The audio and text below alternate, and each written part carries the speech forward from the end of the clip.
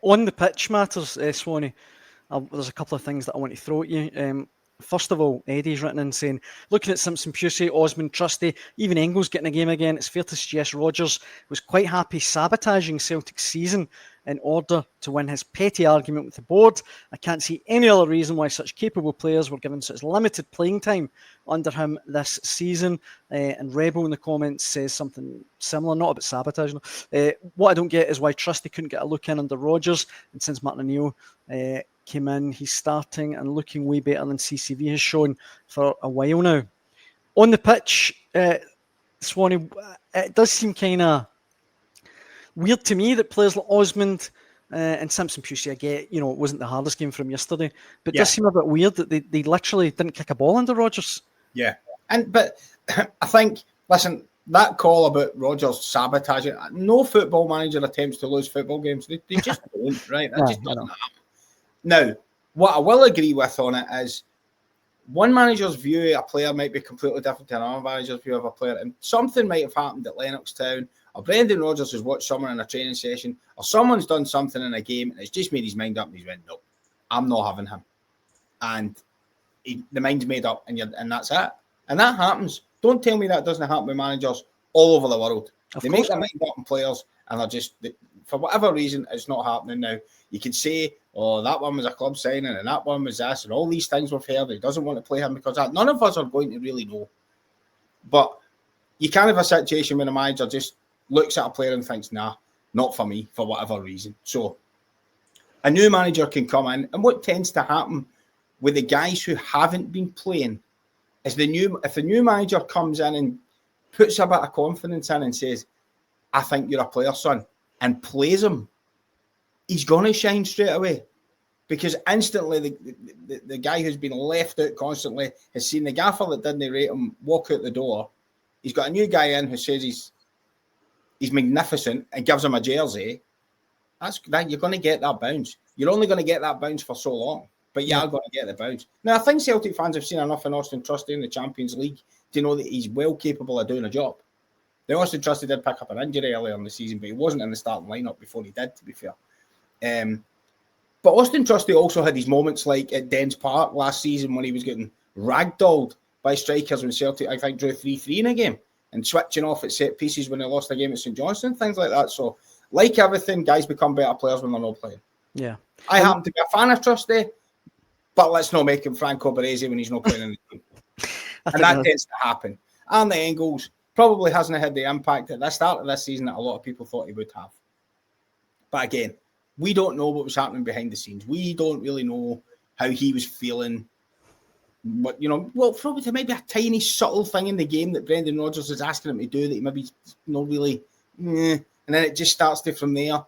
And then a new manager can come in and just change the mindset. And obviously, Sean Maloney worked with the Belgian squad. So he'll be, Engels will have a reference point there, although he was too young to be in it when Sean was there. I don't mean that, but I just mean that he'll have a good reference with Sean. Yeah. He'll probably know quite a lot about him. So it just happens with players. I don't think anybody... I refuse to believe that any manager deliberately picks teams to get beat. I do believe that managers sometimes lean team selections on maybe what they see rather than what is the bigger picture and make their mind up in their own heads with players when maybe it's a bit no fair. I think that does happen. Yeah. And if Celtic fans want to argue that's what's happened with some of those players this season, I'm not going to sit here and disagree with them. In the comments, Marzuno says, yes, Brendan did want to be the first Celtic manager to lose the league to a non-Glasgow club for 40 years. Obviously a bit of sarcasm there, I think. Mark says, being told that your manager didn't want you and you were a club signing to being a starting player the new manager rates is a huge difference. That's my point. Yep. Rebel says, Trusty plays against the Hearts. We're possibly getting a draw there. And P. McLaughlin says, I still think there was a major bust-up in the dressing room at half-time in the League Cup final last December. Trusty was hooked at half-time that day and was hardly seen after that. I mean, who knows? But the one thing I would ask you about, Swanee, is just generally Celtic on the pitch since Martin O'Neill's come in. You can see, again, P. McLaughlin's in 70-plus efforts at goal in the 3 domestic games. O'Neill's been in charge. They've scored 8 goals in the last 2 games, 28 in total in the league. I think 8 goals in the last 2 games. I think in the previous 8 games, they'd scored 12. So there's definitely been an upturn in form, I guess. Would you agree with that? Well, one thing that's happened since Martin O'Neill in the games that Martin O'Neill's come back, and actually, even though it only lasted for about 4 or 5 minutes, it actually did happen in Denmark against Midtjylland as well. But if you take the European tie out of it, I think there was a stat earlier in the season after about 8, 9, 10 games. Someone on here, a Celtic fan is going to come on and tell me exactly what this stat is or correct me. I think they scored once in the first half in about 8 games or something, or twice. Something crazy. Celtic were always synonymous with fast starts, especially at Celtic Park. Started games on fire. Think about the Falkirk game. Came blasting out the blocks and got in front. Yesterday against Kilmarnock, Dyson made them miss a great chance after 3 minutes. Johnny Kerry's hit the post after 5 and a goal up after 8. And it could have been more. Look at the way they started the semi-final against Rangers. Their intensity got, Rangers came into the game second half, well, actually after they got a man sent off. But Celtic's performance in the first half was dynamite. And what they've been doing is they've started with intensity and they're getting their noses in front.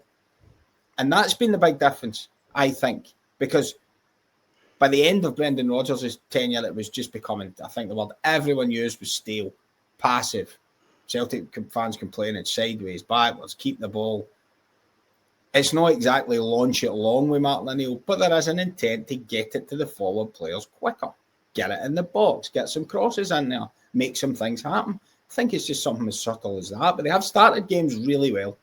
The 3 domestic games have started brilliantly and I've won the 3 of them. So yeah, that's the one thing for me. There seems to be like an intensity about it.